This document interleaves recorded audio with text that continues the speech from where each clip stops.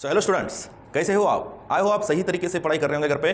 और आज हम जानेंगे जो कि जेई मेंस से रिलेटेड पीवाईक्यूज है, जो कि 2025 में पूछे गए वाला है। 2025 which depends on the mechanical properties of the fluids.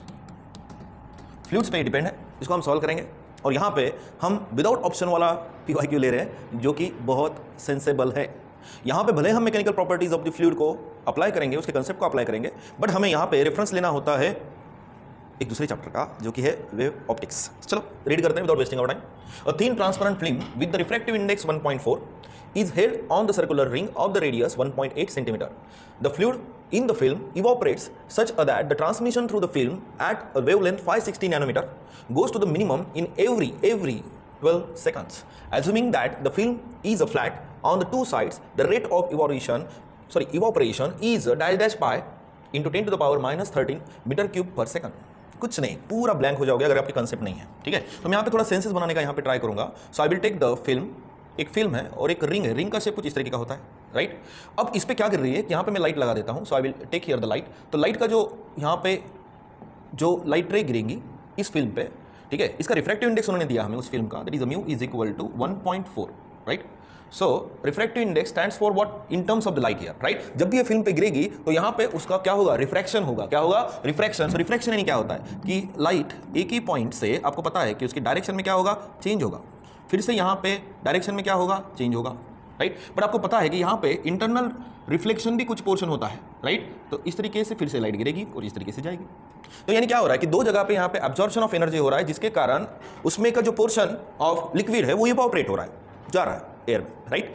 तो कितना सिंपल है। यहाँ पे थोड़ा सा मैं फंड को एडजस्ट कर लेता हूँ, ठीक है, जो अपनी पेन सेकंड हो रहा है। ओके, तो लाइट गिरा उस फिल्म पे, ठीक है, वहाँ पे एनर्जी एब्जॉर्ब हुआ, उस वेवलेंथ उन्होंने दिया उस लाइट का, और उसके कारण उसका कुछ लिक्विड किस में जा रहा है, एयर में जा रहा है। तो हमें उस रेट ऑफ इवैपोरेशन को डिटरमाइन करना है। अब बट यहाँ पे मुझे क्या समझ में आ रहा है, रीडिंग बहुत स्ट्रॉन्ग रखो, this is stands for the volume और दिस इज द टाइम। तो वॉल्यूम में चेंज हो रहा है विद रिस्पेक्ट टू सेकंड। तो यहाँ पे मैं थोड़ा सा चेंज कर लेता हूँ, मुझे यहाँ से आइडिया मिल रही है कि dv by that we have to determine the dt, यानी वॉल्यूम में चेंज हो रहा है with respect to time, right. तो यहाँ पे आपको पता है कि इस दोनों केस में यहाँ पे अगर मैं वेव ऑप्टिक्स अप्लाई करूंगा तो यहाँ पे इंटरफेरेंस फॉर्म हो रहा है, और उसका हमें फॉर्मूला पता है इन terms of the refractive index, that is 2 mu into x यानी इसकी थिकनेस, राइट। और अंडरस्टैंडिंग, ये तो हमें पता दिया ना, रेडियस तो दिया इतना, no problem, is equal to n into what lambda. So that is a minimum condition.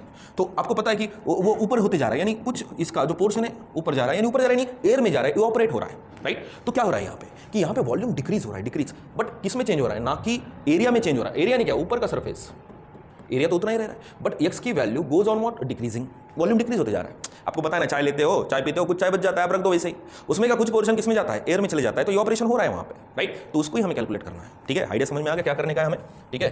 तो इसलिए जेई के क्वेश्चन मुझे बहुत पसंद आते हैं कि आप यहाँ पे मल्टीपल कंसेप्ट अप्लाई करेंगे, भले ही ये main mechanical properties of fluids है, बट हम यहाँ पे वेव ऑप्टिक्स का यूज करेंगे, ठीक है। सो इसमें चेंज हो रहा है x में, so we have to use the differential calculus. So what will get, that is a 2 mu, sorry, that is a dx by what dt, ठीक है। तो वेवलेंथ तो उतना ही रहेगी, खाली यहाँ पे टाइम के हिसाब से उस लेयर में क्या होता जाएगा, चेंज होते जाएगा, ठीक है। तो सीधा सीधा यहाँ पे मैं dx बाय dt को कैलकुलेट करूंगा, जो कि वॉल्यूम को चेंज बता रहा है, ठीक है। So dx by dt is equal to dn, यानी पहले तो एक ही लेयर है और उसके हिसाब से 12 सेकंड के हिसाब से उसमें क्या हो रहा है, चेंज हो रहा है, right. So lambda by what, 2 into what, mu.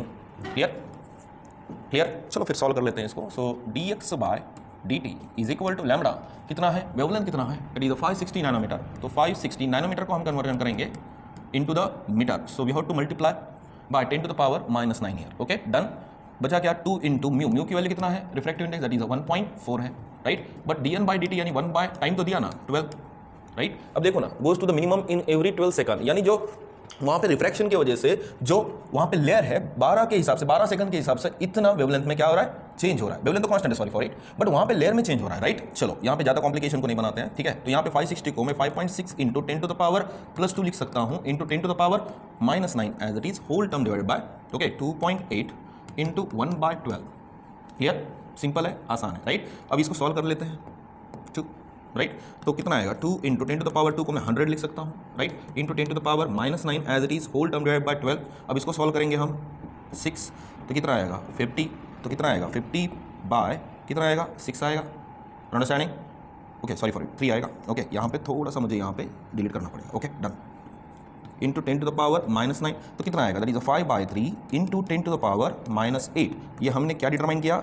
जो उसकी थिकनेस है, थिकनेस, अरे क्या हो रहा है, थिकनेस वो टाइम के हिसाब से चेंज हो रहा है। थिकनेस इतना मीटर टाइम सेकंड, यानी इस जो थिकनेस है वॉल्यूम डिक्रीज हो रहा है, ये ऑपरेशन हो रहा है ना, यानी कुछ पोर्शन कम होते जा रहा है टाइम के हिसाब से। डन, क्लियर, माइंड में आइडिया हो गया? ठीक है। अब क्या बोल रहा है वो, ठीक है, कि जो minimum to 12 second, assuming the film is a flat on it two side, the rate of evaporation is, यानी वॉल्यूम कम हो रहा है, राइट। सो वॉल्यूम ये ऐसा था पहले, बट वॉल्यूम में आपको पता है कि कम होते जा रहे हैं।